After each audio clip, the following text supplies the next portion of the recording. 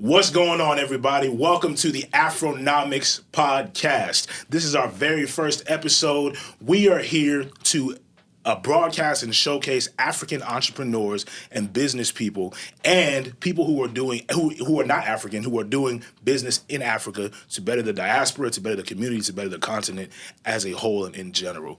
And so we are very privileged to bring this opportunity to different entrepreneurs and business people from around the world. And we're hoping that you enjoy this journey with us.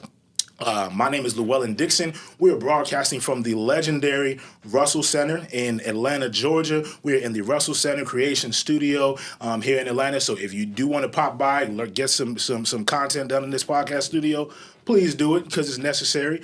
We're looking forward to it. I'm going to let my co-host introduce himself. I ain't going to say his name because he's grown and he can do that for himself. My boy. What's going on, everybody? Sitta and Llewellyn. I am the co-host and co-founder of the Afronomics podcast. Super excited to be here. And today, with this being our very first episode, we have something very special. It's a treat. We got an amazing guest, but in this situation, unlike the other episodes, we're not going to interview him. He's going to interview us. So I'm going to introduce the illustrious, yes, sir, serial entrepreneur. Yes, sir. Phillip Karaya. Yes, sir. So Phillip, I know Phillip for a couple of years. Known him through the Gathering Spot, another spot in Atlanta to check out. Phillip does. I could start with what he doesn't do. Like he does everything. He's a serial entrepreneur, big on finance. He got his MBA from Georgia State. Turo, real estate, Airbnb, like the man does it all. He's also, and you can correct me on this because I know I'm going to screw it up, but the U.S. Africa Chamber of Commerce. Mm-hmm. Atlanta chapter. Yeah. Yeah, so my man's international with it. It's not just Atlanta. This man is all over. Making business connections, facilitating business and entrepreneurship, and we are privileged to have him here today, and we're selfish enough to make him interview us because we're going to have another episode later where we're going to interview him. We're going to interview him. We can't have somebody that dope and not let y'all know more about him. So exactly. we're going to make it work. That's love. But before we get into the actual interview, we have a segment that we're going to introduce with our first episode called Wahala. So Wahala is a West African term that means trouble, nonsense, foolishness. Foolishness! Exactly. Voila. So it's a very lighthearted. A lot of the interviews sometimes be a little more, we talking business, we talking about real stuff. But in the Wahala, it's really just nonsense. We just finna be ourselves and just talk about it. Yeah, so, man. Before we get into the Wahala, I do want to say something too. Yeah. Love how you said be ourselves because beautiful thing about at least Sitta and I, you were born in Kenya? No, I was born here. You were born here. So the beautiful thing about the three of us here, we are all African American, like the actual definition of the word. We are African and we are American and we love both sides equally. So you will see us, you may see us or hear us go back and forth with our different accents as we marry our two cultures together. So just be ready for it. If for some reason you don't understand it, just go ahead. This opportunity to meet somebody from Liberia, Sierra Leone, or Kenya and be like, hey, what this brother say? Because he said something dope, but I don't understand it. And African folks, if you're listening and you don't understand it's something that we say that's American culture, go ahead and talk to your nearest American buddy and say, hey, my guy, what'd they say? Because I don't know what they're talking about. Let's bring folks together. Unity. UNITY, like Queen Latifah said. Right. All of that. Yeah. All right, what's the Wahala? What we Wahalaing about? All right. So we coming out the gate with some low key wild. I'm scared. Yeah, it'll be fun though. So this one, the wild topic for today is finessing immigration stories. It's a very wild for real. Get people deported. We're not gonna get into the nitty gritty. You ain't gotta say no name like, hey, yeah, she came in. She was on this plane. Have been edited to protect the innocent and citizenship. ICE don't call nobody, please. Hey, they citizens now. Well, y'all got any stories? I want to hear your stories. You want to hear my story? I got several. Go for it. Nah, it's not me personally. So I was born in Atlanta. I was born in Georgia Baptist Hospital. You can check the records. I ain't finessing. I ain't jumped the wall. I ain't none of that. Bro, but I got story. I got some hearsay. I got some secondhand accounts, so I ain't gonna get nobody in trouble though. Okay. Bro, you gotta go first, yo. Yeah, I got you. You gotta go. You set this up too well. You gotta go first. Man, so all right. My mom's side, our family is Crew. That's our tribe. We're a Crew tribe. Shout out to the crews. They in Liberia too. Yeah, they're in Liberia too. That's why we got strong ties to Liberia. Europe. The Crew people. Shout out to my stepmama, Crew. How you doing? There you go. There you go. Yeah, so the Crew people are known for being seafarers historically. Yeah. So a lot of times they will work on, during colonial times, they worked on ships. So like British or the U.S. will have ships, and because they're seafarers, they'll work on these ships. So I have many a uncle, I'm not related to him, that would work on these ships, and of course these ships shipping stuff back and forth. And then, of course, when the ship get here, that ship go back and they don't go with it. And then, of course, you got to, missed the bus. My bad. Missed the bus, missed the boat for a several-month-long boat trip. You end up in another country. But anyway, you end up getting married. They get married, whether it's real or it's, whatever. It don't matter now because they're in the U.S. All right, another story. I told you I got multiple. So another thing with Sierra Leoneans, a lot of them used to say they're from the Virgin Islands, like back in the 80s. Like that's when most of them came because Virgin Islands is U.S. territory. Mm-hmm. So they'll pretend like they're from the Virgin Islands. I do know of one particular aunt that was running with that story, and they had a job interview. Mm-hmm. And for the job interview, they had to get her passport. And her passport says Sierra Leone, but she put on the application Virgin Islands. Yeah. So she took the bus to the interview, and then the interviewer is asking her, she's going through everything, and then she's like, "You're from the Virgin Islands, but you have a Sierra Leone passport." But I tell you, this lady left the interview and got back on the bus, didn't know where it was going, like didn't check to make sure it was the right bus. She was like, "Immigration is coming. Let me just get on it." She just made her escape and then figured it out after the fact. Not trying to get deported. Hey, it be like that. You got to get it how you get it. That's wild. That's absolutely wild. Phil, I want to hear your story, bro. All right, have you ever been propositioned to marry someone for citizen status? This is a real business. I think I probably had like 4 different conversations with people because Atlanta's such a melting pot of like people from everywhere, and that's normally like the one easy way to like get beyond it, right? But they're like. It's so much to the fact that, like, I know some people that literally work on citizenship stuff, and then they're like, all right, well, you got to live together. They'll have people that are watching what's going on. You have to do interviews and stuff and see what's going on. How much do you think people get paid to... A few racks? Oh, like 10K. What do you think? Probably about 10, 20K. Yeah, it could easily be, like, anywhere between, like, 20 and, like, 50. Easily. I'm in the wrong I business. really wish I was a scammer. I wish I was a scammer. I really wish I could scam. But weird, so I'm finna make some text right now. You still need that? Because, dog, that's a come up. That's a come up. The But the thing is, what if I don't actually like you and then I gotta live with you? See, but like it's kind of like a lot of people live with roommates and then you're splitting bills, but at least in this case, like you're getting paid. And it's only for like a couple of years, right? A couple of years? Yeah, it's a couple of years. What can happen in a couple of years? What can happen in a couple of years? You fall in love with her. You can fall in love with her. No, that's the worst thing. That's the worst thing that can happen.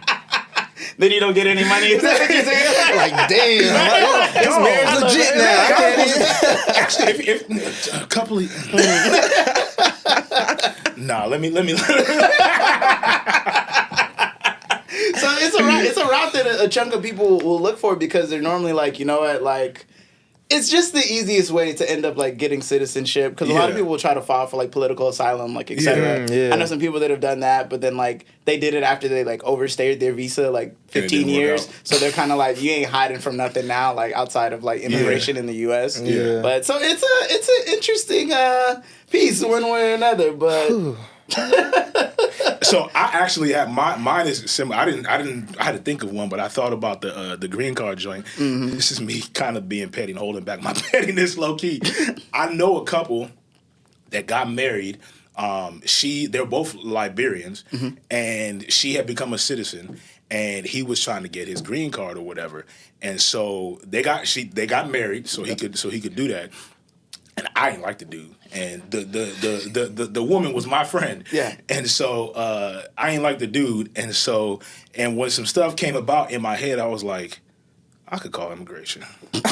I was like, I could call because I saw it was just like I was at her crib and I saw his green card had come in the mail and I saw it sitting there and I was like, I don't like that dude.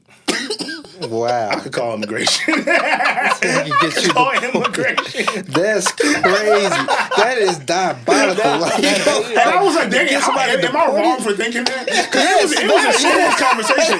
In my head, I was like, I don't like him. And she don't really like him that much either. I could call immigration. What stopped you from doing it? Because that would have been wild. Only literally because I was like, that's wild. That might be too far. But I was like, why is this a borderline? Like, just maybe. I thought it was kind of justified based on the situation, but you know. Was he lazy? Was he abusive? He was abusive. Oh, okay. That's why. So I was like, I'm calling immigration. Exactly. You say diabolical thing, and he's like, well, you got a reason. So that makes sense. I could call immigration. But, you know, life came back, karma came back, and, you know, things are good now. So he got deported anyways? In another way, he got deported from Earth. Oh, we got unalive. Jeez. Wow. Did you say deported? Deported from Earth is crazy. Oh, man. Well, technically he's still here, so his soul got deported from his body. Yeah. That's what happened for real. Bro, wow, I can't do this. This how the podcast gonna be for the rest of the time. You started it. Well, I literally have tears in my eyes right now.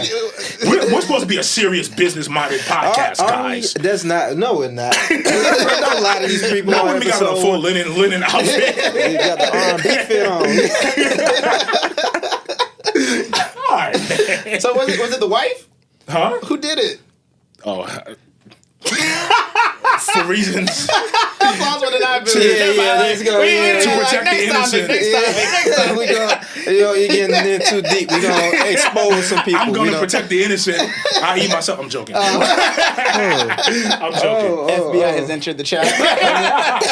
Right. At this point, my FBI agent, if he is watching, he gets faked out all the time because I be saying some wild stuff. FBI comment and then they look back and be like, we done told the location and everything. Like, we know where y'all shoot. I didn't call ISO myself. All right. Let me get the tears back. All right. Okay. Well, highlight is done. We're going to officially turn the reins over to the man who was running the show for today. My man, Phil. What you got for us at this point? We're all over the place at this point.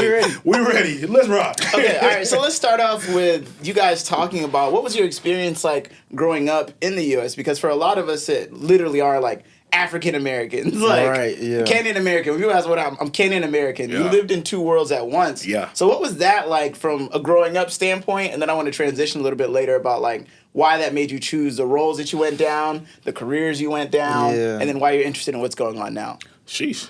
Okay. You want to go first? It don't matter to me. I'll go first.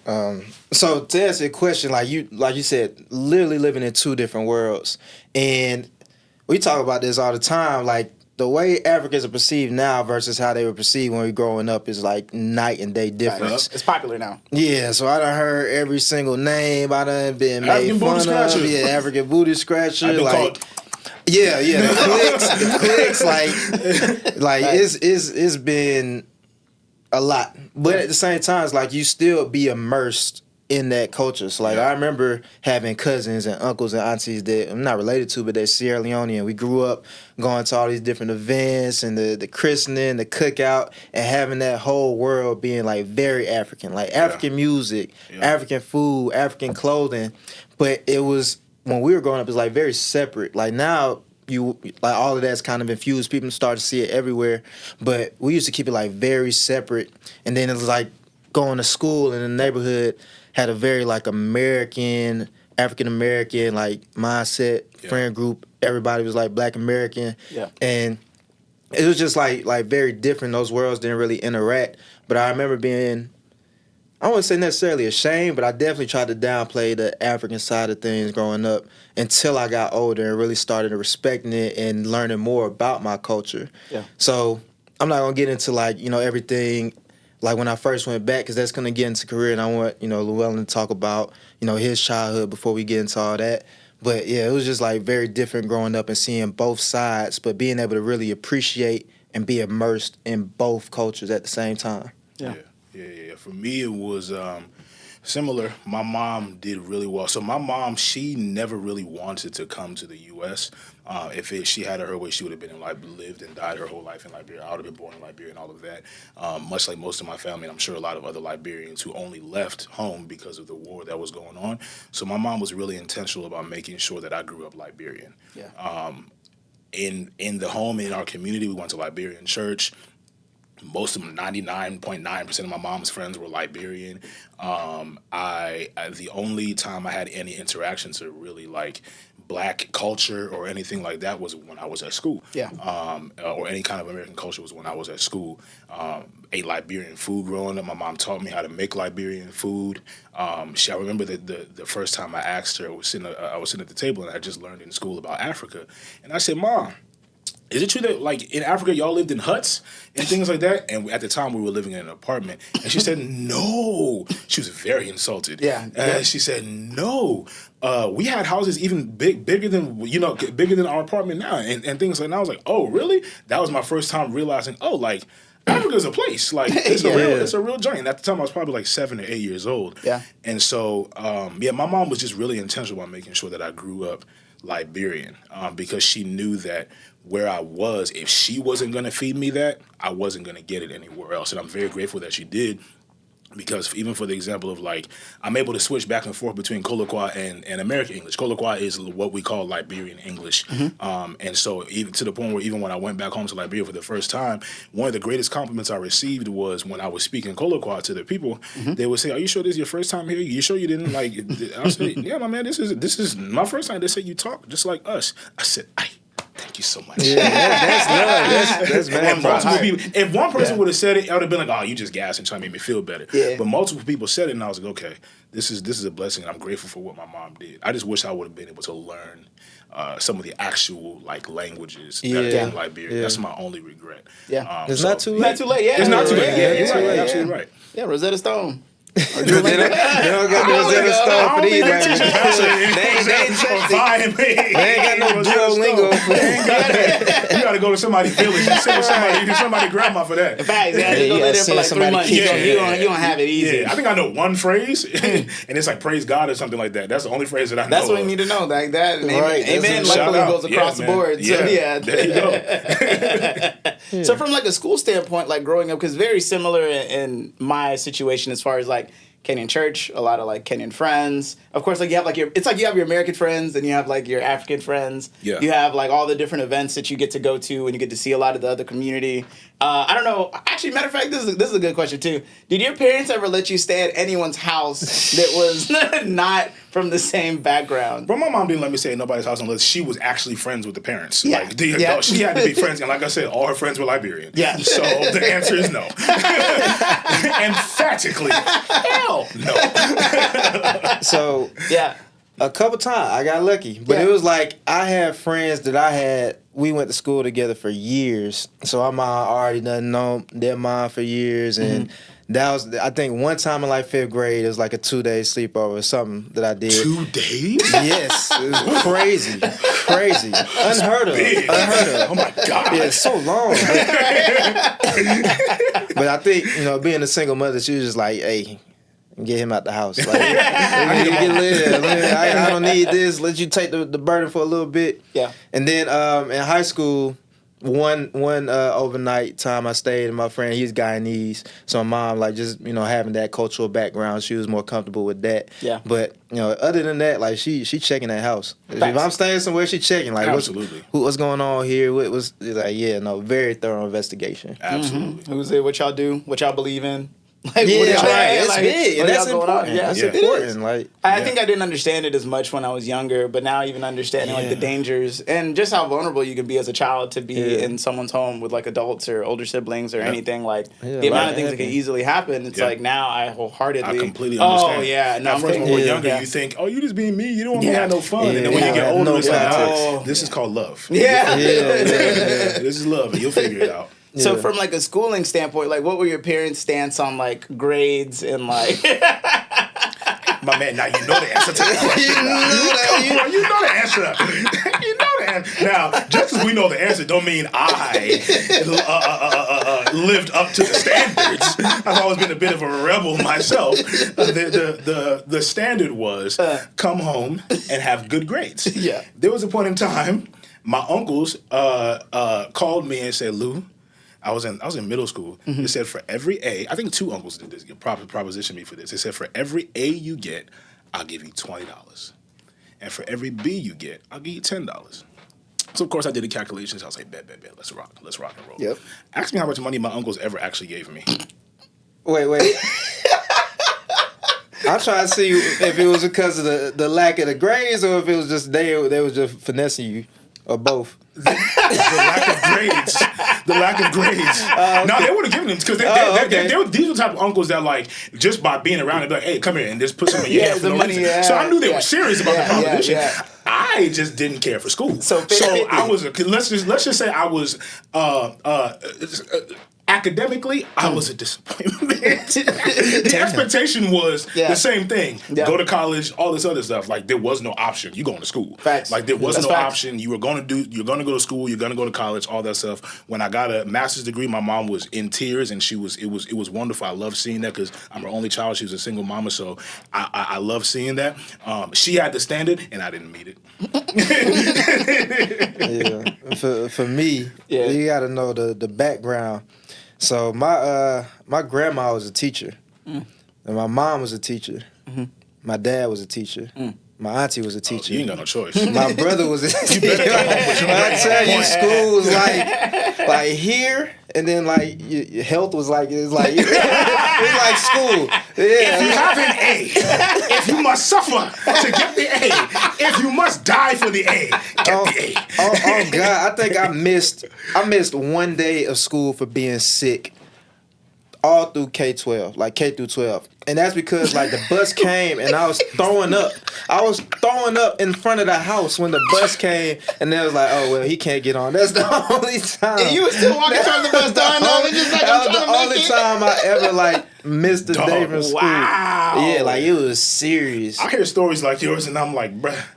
I mean, literally not my life. I mean, I can say It stuff sucks to now. be you, When I got older, of course, I told my mom all of my shenanigans. Yeah. But the amount of time, like school and days I missed. I'm actually surprised I got the amount of degrees in education. yeah. Funny enough, I didn't really care for school. Like I was good at it. Like I made mostly A's and some B's because I didn't give a damn. Like I prioritized other stuff like football. Yeah. When I started working, I prioritized that over school. But to me, it was always one of those things like it'll get done. It'll be done pretty well. But my mom was like straight A's, and I'm like, see, I mean, let's negotiate that. Like I can throw in a couple B's here and there. Never got a C though.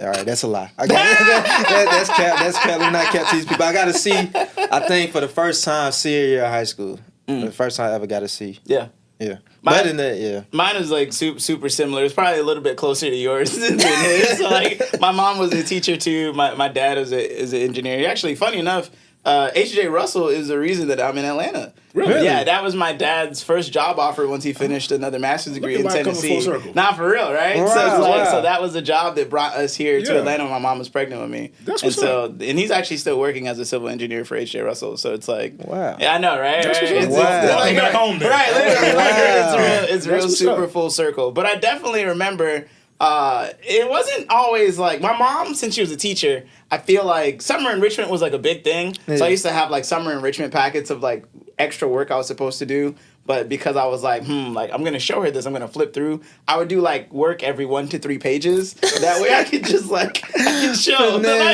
I could just show that I was doing the work. I'm sorry, Mom. And so, I could show that I Mom was watching doing this the like, work. that's what you used to do. I went on to get the master's, so I think she's like, she's chilling. She let it go. At this point, all the finessing that we did, it don't matter. We're all in the same place. That is facts. My dad on the other side, it was like I could come home with like a 99, and it wouldn't be like a good job. It'd more so be like, so what happened to the other point? and then and you're just like, man, like yeah, you're just like. What do I do? Throw hands up. But I'll say one cool thing though, like I knew how to get my master's degree for free from the time I was like 5.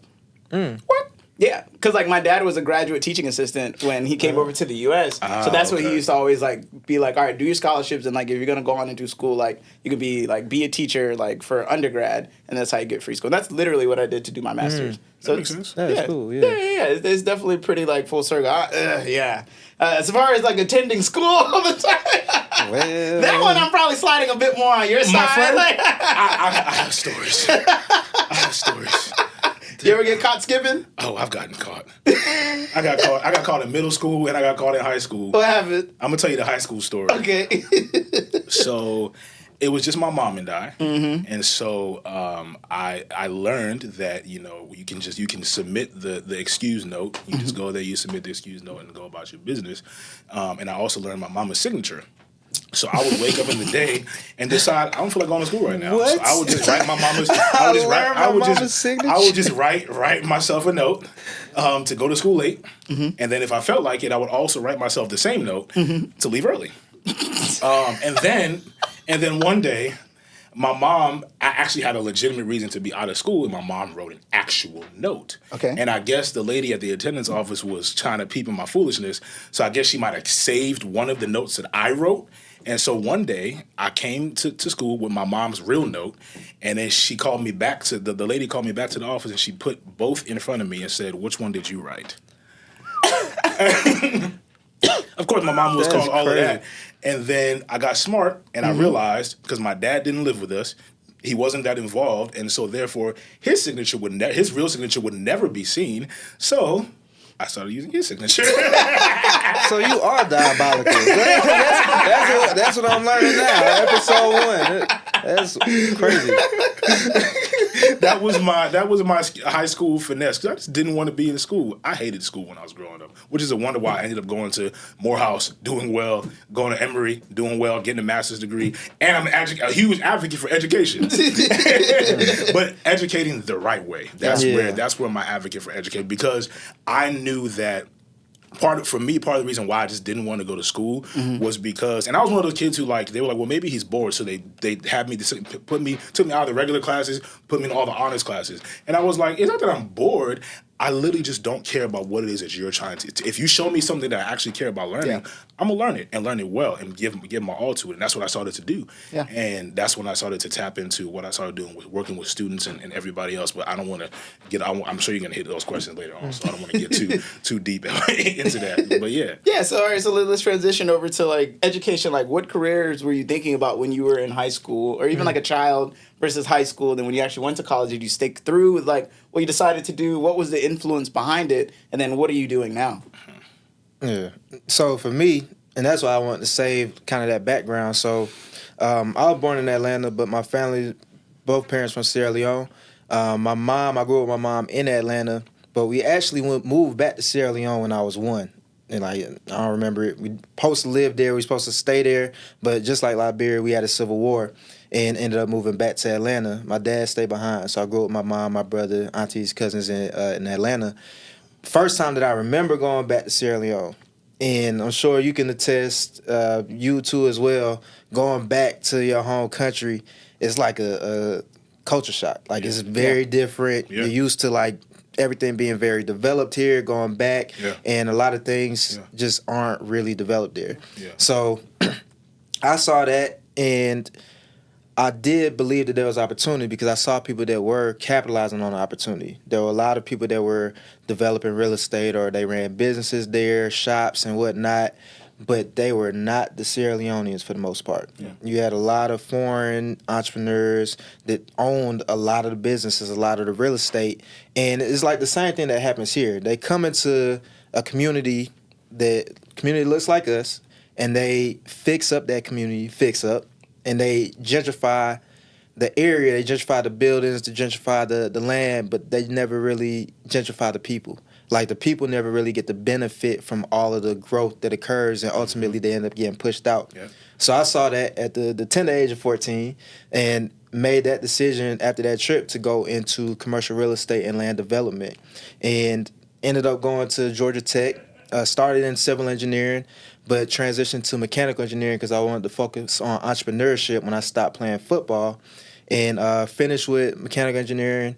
started working as an engineer, started getting back into real estate, and started investing in real estate on the side. And now I do real estate, commercial real estate full time. Do some multifamily housing, also doing some development consulting, and really getting into projects. And I'm blessed enough to get into projects where we're having an impact. We're developing in our community at volume, large scale, and doing it in a way that we actually get to benefit as opposed to being exploited by development. I mean, my man just said some deep stuff and some dope stuff. Like, you can't even, because of he's just saying it right now, but you really can't fathom the impact of what he's saying when he's successful. And I was not saying he's not successful now, but I mean, like, when the full vision of what he's saying comes to life, like, no, it really can't be like really fathomed, like, what it is that you're really saying until later on in the future, when it's time for you to lay it down and call it a day. You look back and see, like, yo, that was dope. Yeah. That was a moment. So yeah, that's he's him. That's why we out here, man. He's him.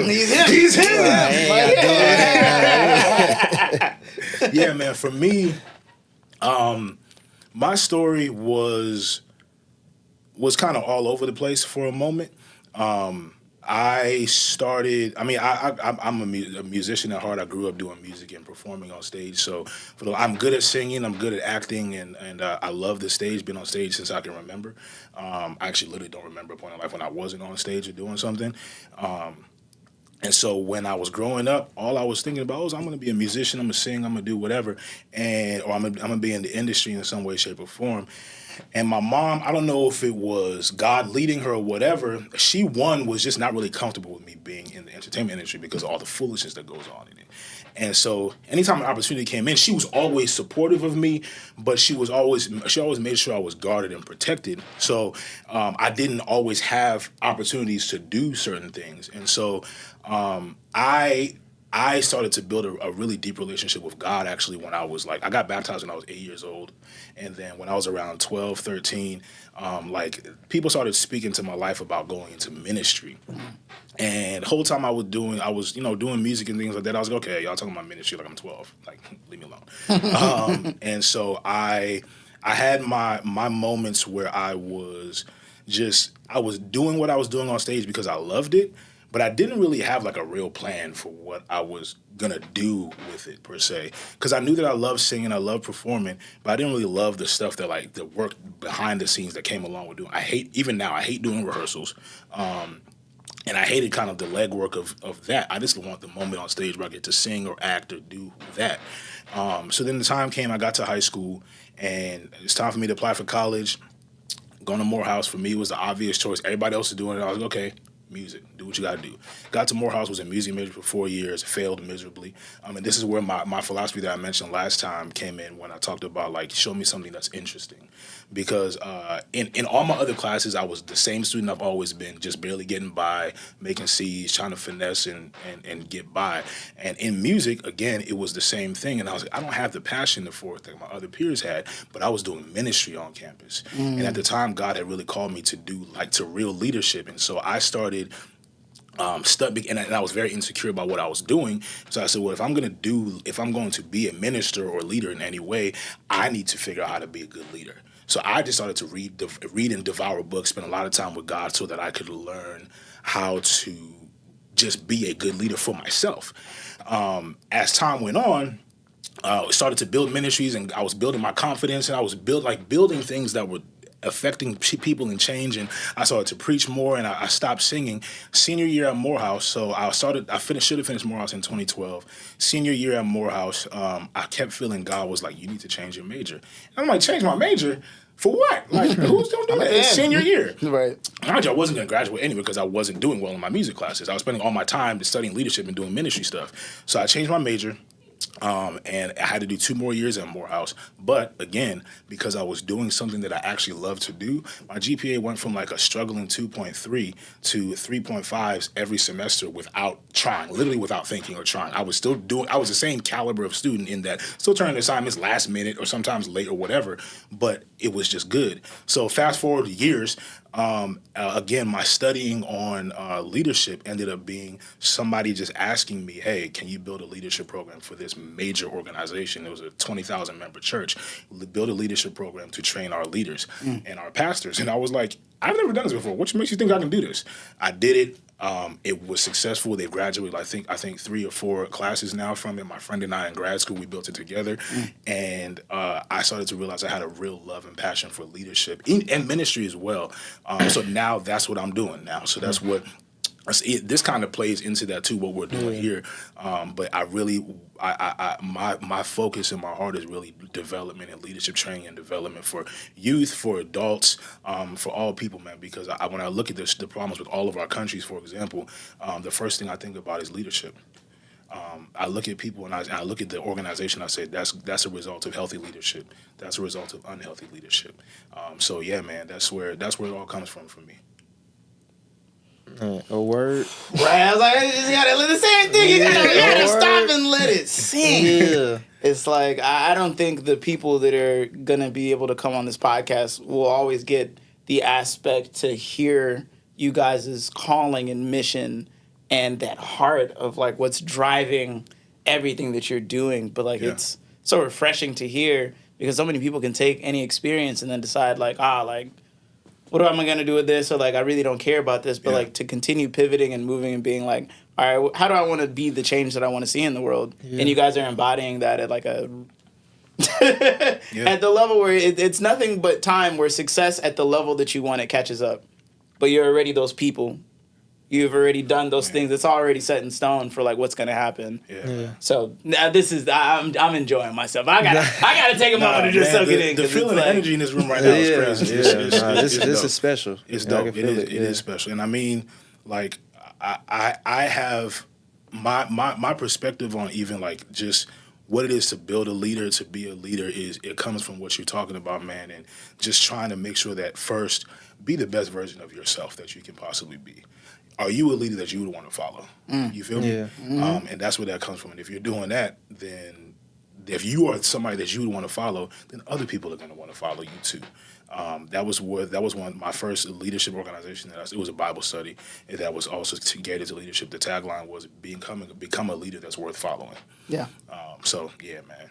I think it's big on even like the Ubuntu philosophy, which is this, you are because I am because you are. And I think even in sharing the space, like with you guys, the dynamic that's there, it's just going to create everything. I was like, I'm very excited just to watch and see like as a fly on the wall, like everything that'll transform and like come from what's here. So I guess now you guys are really, I was going to ask like, what's the end goal? But it's already set in stone. It's already been said. Like I want to hear your perspective. What from what you've seen so far, what do you see the end goal being? Like what would you say the end goal would be?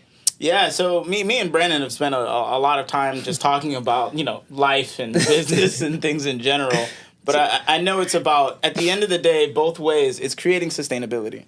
Creating sustainability from a leadership standpoint, from like the mechanics of like a housing standpoint, and then an economic standpoint, right? But a lot of those things start with the mind, but then you also need the resources and pieces that are there. Imagine if it's like, all right, bet we're gonna build a bunch of commercial real estate in all these different places where it's like you can rent to own.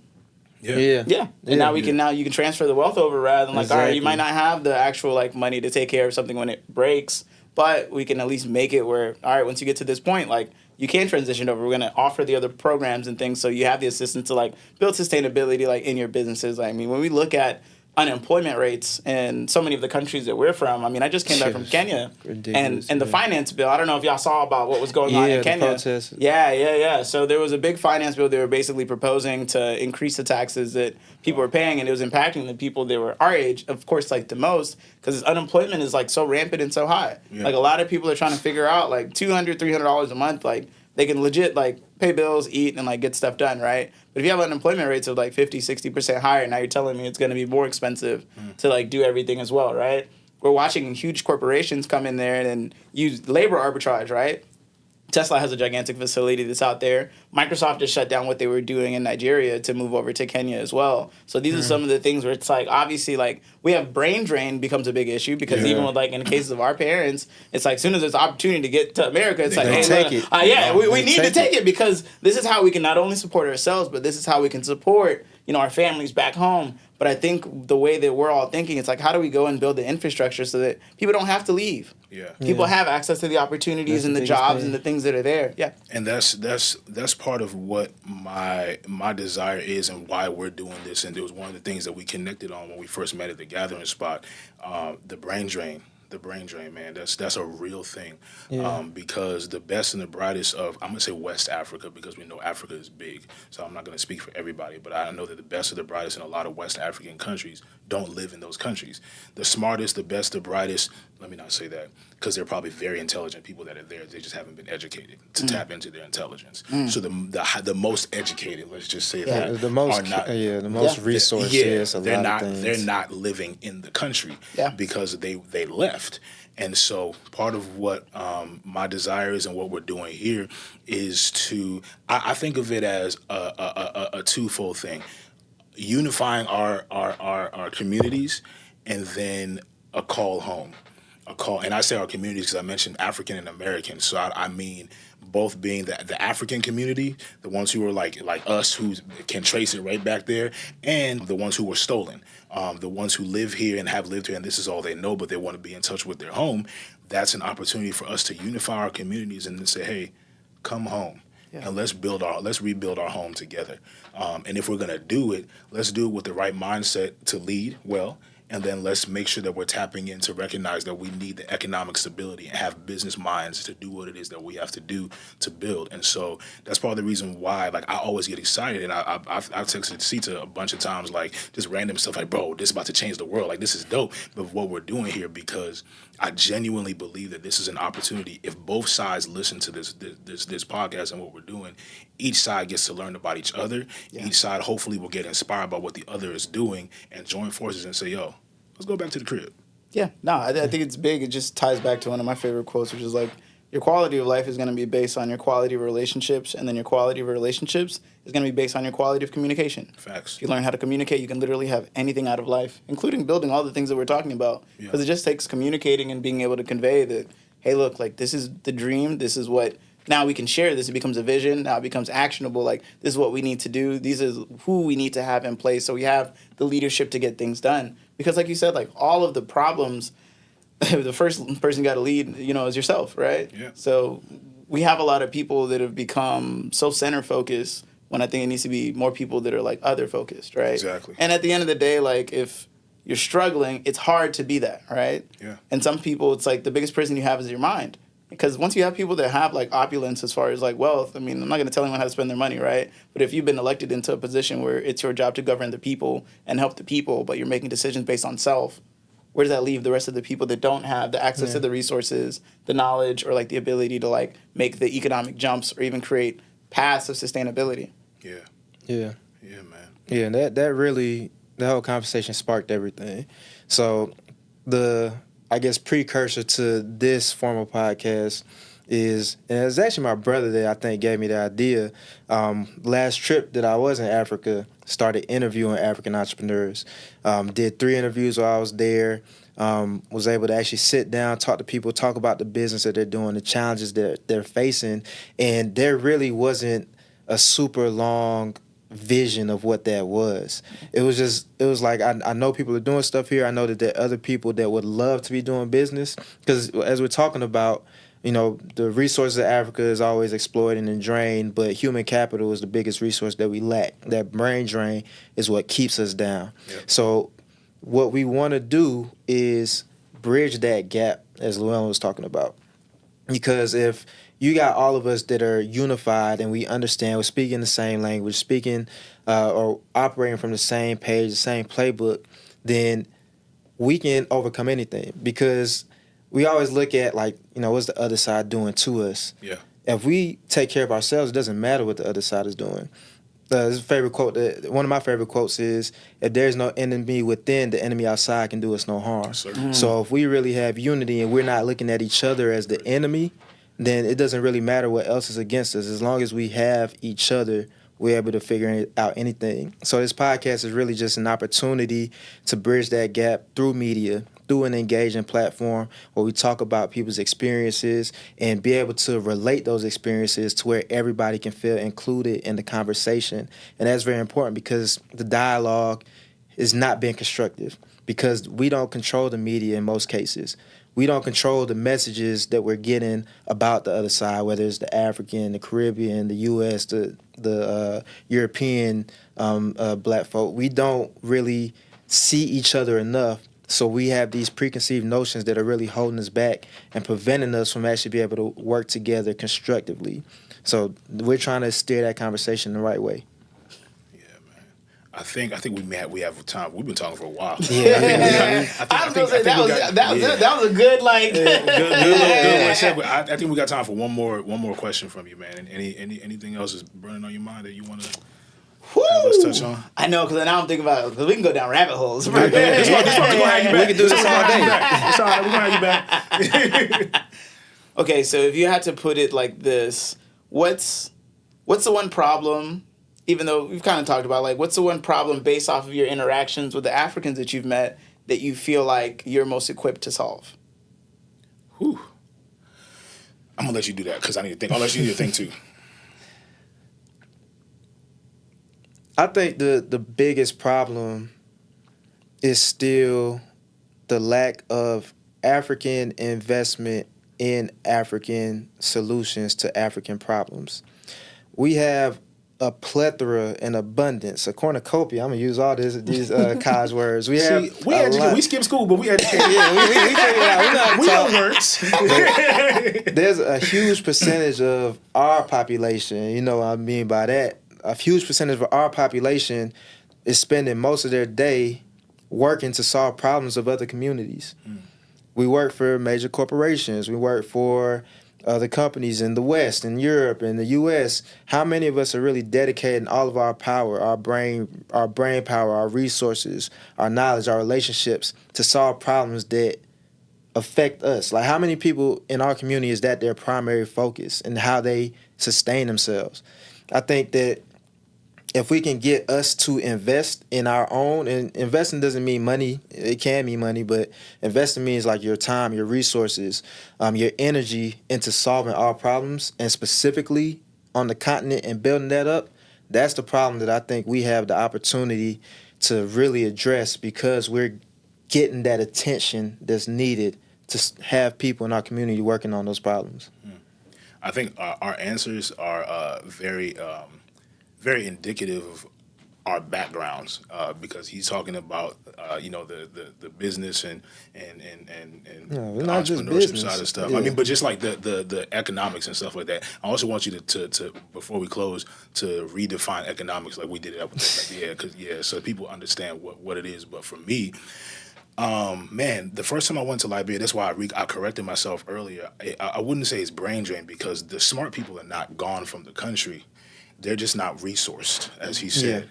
Because the first time I went to Liberia, I was at the beach, and there was a brother who was there at the beach serving us. He was the bartender. I just struck up small talk with him, and I was very impressed by him because in what he was doing, he was like, I got a small group of people together, a little community where the goal is for them to build, to do things, to educate other Liberians, and they wanted to serve their community. These are leaders who want to serve their community. They just didn't know how to do it. They literally just didn't know how to do it. They had the zeal, they had the desire, they just didn't know how to do it. And so I've realized that with a lot of I think the one of the biggest problems is that a lot of people they may want to do things, they may want to help, but it's the frustration of I see a goal, I see a vision, I have what's in me to make that happen, but there literally is no bridge for me to get there. And when I was there, of course, I tapped into superhero mode, and I was like, let me go in and try to save the situation and do what I can. And I realized it's beyond me. It's much bigger than that. And that just lit a bigger fire in me when I came back, because even for the idea for this podcast, on my way back from Liberia on the plane, I wrote down, start a podcast to highlight African entrepreneurs and business people. This is back in 2024, and 2020, I'm sorry. And that's why we ended up aligning, because he was doing it. And I said, man, I had this idea as well, and you're already doing it, bro. Let's join forces and see how we can make it work. So I think it's the issue of they want to do it. It's there.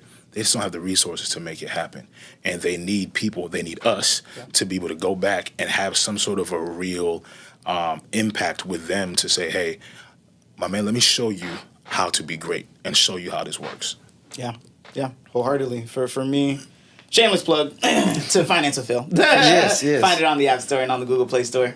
And so around the aspect of literacy, for financial literacy, right? And that's going to look different in every country. The same way we talk about like taking the tenacity to understand like how things work where we are. So one of the first things that I wanted to do going out there was start learning how the financing system and everything worked out there. So luckily I have dual citizenship, so like I can open up bank accounts, investment accounts, like et cetera. And then one of the other things I was looking at, the same thing where we see a lot of like labor arbitrage on the other side, like how can I hire people that now they can get their full-time income to do work in 5 hours instead of for an entire month rather than working 80 hours or like 30 hours or a week to like get stuff done, like et cetera. So what one of my end goals is now creating curriculum that's based off of, well, Kenya is obviously going to be first because I can do it here. I have access to all the people here. And now I realize if I want to do the exact same thing, it's just about finding other people that know how things work on each continent. So I already have some people that I'm working with to learn and build out like how they budget and like finance and do stuff out there. Then also people that are on the education side. So we can start building out and then make it an easy and simple solution for people to utilize like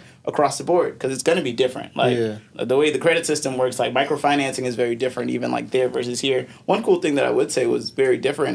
The way you ask most people you want to invest in like a bond, you know, you're thinking, all right, maybe like 2-5% or like nothing crazy, right? But even for bond financing, like over there, if you're a U.S. citizen, you get back like 4% like over the course of like anywhere between like 6 and 12 months. But if you're a Kenyan citizen, you can get 13 to 15. And that's the kind of returns that like a lot of us are fighting and doing a lot of stuff to try to make sure that the deals make sense here. And it's like those are some of the opportunities that we don't even know. And it's like we could be out here really busting our chops trying to get NOI or something to a point that it can support like that and paying out investors. You're talking too loud, bro. Way too loud. Man. Imagine you have a fund that literally just invests in bonds like overseas and you can give out, you know, your 7 to 10% and still keep 5%. And this is on bond financing, so you're not waiting on what's going on in the real estate market. I'm in the wrong business. We out of time, fellas. We can sit here and talk all day. We got to go. But I will say, Phil, thank you, brother. Thank you for coming. Thank you for interviewing us. Thank you for the questions. Like I said, the energy in the room has been dope. Y'all, you have anything last to say? Sitta, you just dropped some good gems before. You got any last gems? I think we're good. We might be here a long while. We're gonna be here for a minute. But y'all go ahead if you because you like the podcast, not if you like it, but because you like it, go ahead, like, share, subscribe. Tell a friend, tell a family, tell 3 friends, tell 3 family members, send a bird pigeon, do whatever you gotta do, spread the word. Afronomics is here. We are here to stay. If you know entrepreneurs, it doesn't have to just be Africans. It can be anybody else who's doing business in Africa to genuinely develop the country and the people that are there, not folks who just want to take advantage of what we have going on. Feel free, shoot us a comment, a message, or whatever. Let us know. Recommend folks. I'll let y'all later. Afronomics. Peace.